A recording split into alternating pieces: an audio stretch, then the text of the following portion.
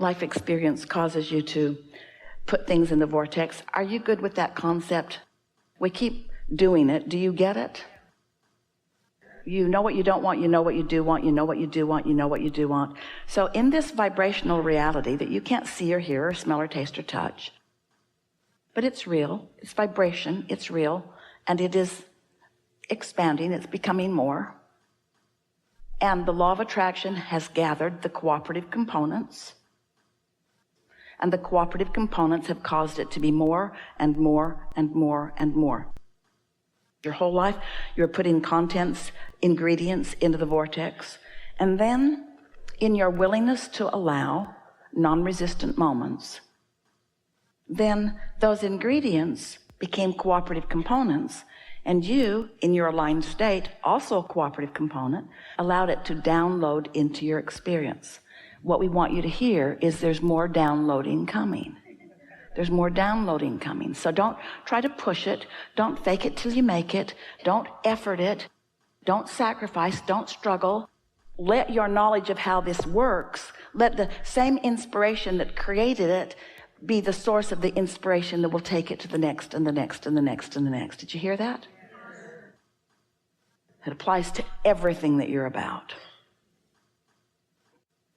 Most humans have had too many conversations about too many things while they're under the influence of something other than source. So then they're just debating. How many debates do you want to have about abortion or about parenting or about immigration or about this being legal and that being legal, with people on both ends of that battle, fighting, hardly any clarity coming out of any of it?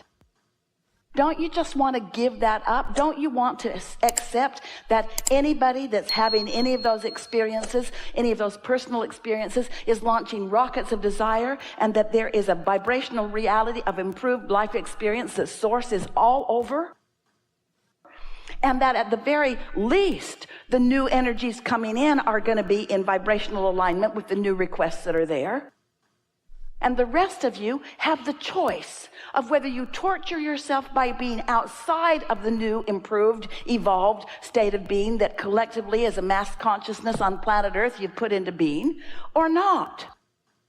You get to be as joyful as you decide to be, but if you need things to change in order to make you feel joy, you're in deep doo-doo. You've got to find a way to feel the joy of what you've collectively created. You can't wait around for things to shift so that you observe it and then feel better. Does that make sense to you? There are so many people that would say, no, it's our advocacy that makes the difference. It's our pushing against it. It's mothers against drunk drivers, and it's war against poverty, and the war against drugs, and the war against cancer, and the war against AIDS, and the war against teenage pregnancy, and the war against, that's what's making the world a better place. And we say, no, that's making more war. That's making more things to have more wars about. In other words, you just can't get there from there. And friends, you've done enough with all of that, and we mean that in the nicest way we do. Your willingness to synthesize life has caused you to create a vibrational reality that you deserve to witness and live. But if you need everybody on the planet to agree with you, to witness it with you, and to live it with you, then you're going to have a long wait, because people are in various stages of allowing and acknowledging and feeling and being in touch with source energy. You have the ability to tune into that. Oh, it's such a wonderful thing when you realize that those whom you have loved and who have loved you, and those that you didn't even know, and those that you knew and didn't love, all of those who have reemerged in the non-physical are looking forward with you in this leading edge time and space, and they're feeling the newness of what you are providing through your life and request, and they are seeing it with no resistance.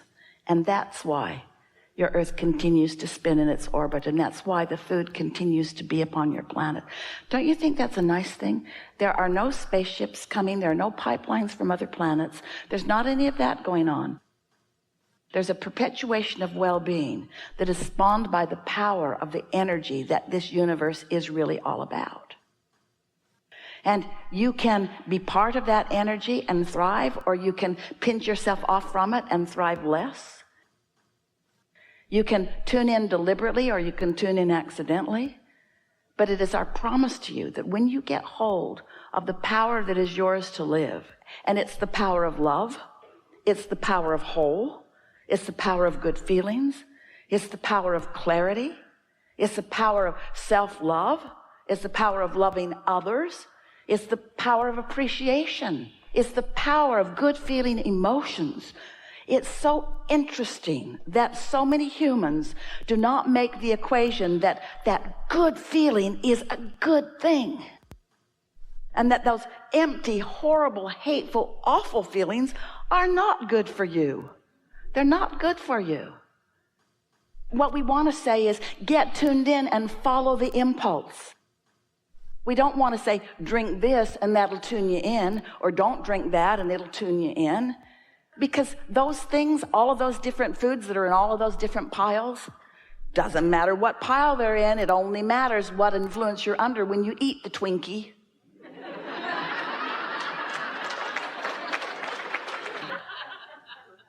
When you say, I get what I think about whether I want it or not, let's just start there. And then you say, but I can't control what I think about. Which is where most people are. Most people can't control what they think about. Why? Because they let momentum go, and it's against the laws of physics for them to be able to take a thought of something unwanted that has a lot of momentum and stop on a dime and think something else. So if you think that's what we're asking you to do, then you're failing at it. And if you think you're failing at it, then you're worse off than you were before you ever met us. Once you accept that you are creating your own reality and that you are always offering a vibration, and then you say, how do I know whether the vibration that I'm offering, meaning the thought that I'm having, is of value or not? And then we say, if it feels good, it's of value. If it doesn't feel good, it's not. And then you say, but what if I can't tell? And then we say, then don't change anything. Just let law of attraction make your thoughts bigger, and eventually it will be big enough that you can feel its emotional indicator. We always say, if you've got something negative going on and you don't know it, don't worry, it'll get bigger. But that's true. If you've got something positive going on, don't worry about it. It will get bigger, because the law of attraction just keeps adding to what is, with no judgment, no trying to guide you one way or another. So this is the place that we really want you to be at when you walk out of this door today. As you live this life and sift and sort through it and know what you don't want and know what you do want, you have created a selection of things that you care about just by your awareness of what feels good to you and what doesn't. And when you reemerge into non-physical, when you have what you want to call death, we refuse to acknowledge death as anything that's real. But when you reemerge into non-physical, because you never cease to be, you are eternal beings. When you withdraw your attention from this body and you reemerge into non-physical, and you focus then upon this time and space from that non-physical perspective where there's no resistance, you take the best of all that you've gleaned from it and add to this vibrational reality, which is the source from which new babies are born. It's the source from which ideas are flowing. And this non-physical energy is aware of you all day, every day. Everyone who has reemerged into non-physical is looking on with you about where you are. But the difference between what they see through the eyes of Source and what you see through the eyes of you is that they do not see things to worry about and resistance, because they're looking into this vibrational reality that you've already carved out. And when you figure out how to do that, which simply means when you care about how you feel enough to guide your thoughts more and more into good feeling things, then you begin to be an extension of the energy, of the powerful energy that creates worlds. And now what flows through the fingertips of your mind is evident by anyone who watches you, because masterful, wonderful, good feeling things are your experience, you see. And then You try to explain it to others, and maybe they're getting it and maybe they're not. Life experience is what teaches them. It's not words. It's life experience that teaches them. So you just teach through the clarity of your example. The thing that we want you to hear, and this piece will click into place easily for you. It's interesting. We see so many creative people, musicians mostly, musicians and artists and authors, but mostly musicians, we're just going to say, who feel their way to alignment, and then mastery flows through them. And then they want to find a business approach to getting it out to the world and so forth. And they forget everything that they knew that made the music flow, because their beliefs about business suck. In other words, when it was just them and creative juices or the creative muse, then it was easy. But now they have to integrate into a world that they see as not cooperative or in control of them. It doesn't go so well.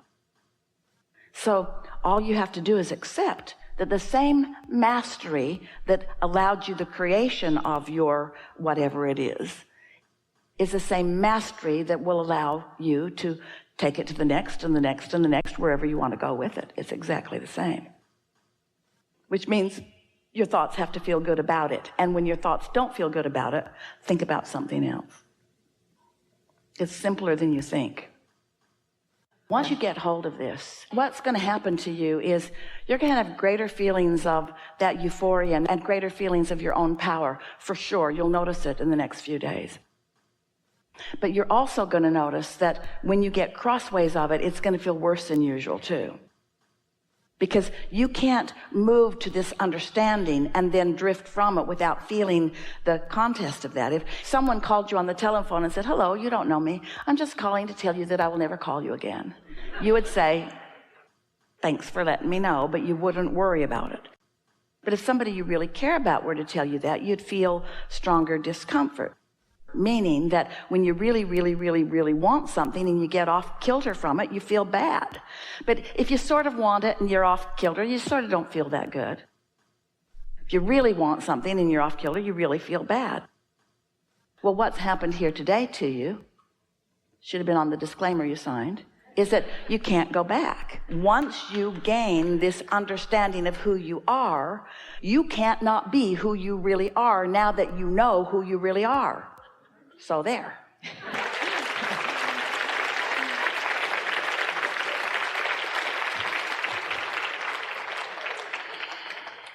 You are different now, and there's nothing to worry about except that you are different now. Your vibration has shifted because you felt resonance with these universal laws, and you've activated within yourself a sort of temporary set point in your vibration, which means your relationship with everything absolutely has shifted, and your awareness of the evidence of that shift is really going to be important to you. If you can just let this vibrational set point linger within you, and your only assignment is to see if you can personally discover what we mean by a daydream. If you can find yourself in a pleasant thought that you're just allowing to form itself like a movie that you are watching for pleasure rather than a movie that you are creating for abundance or for recognition. This is a movie that you're just watching for pleasure. And your inner being is the director of it, because your inner being knows all of the pieces that you put there and what the main plot is, and where you stand in relationship to it, and where you'll be most interested or most likely to jump in. It's going to be natural and easy and subtle, but you will recognize it when it comes. There is great love here for you.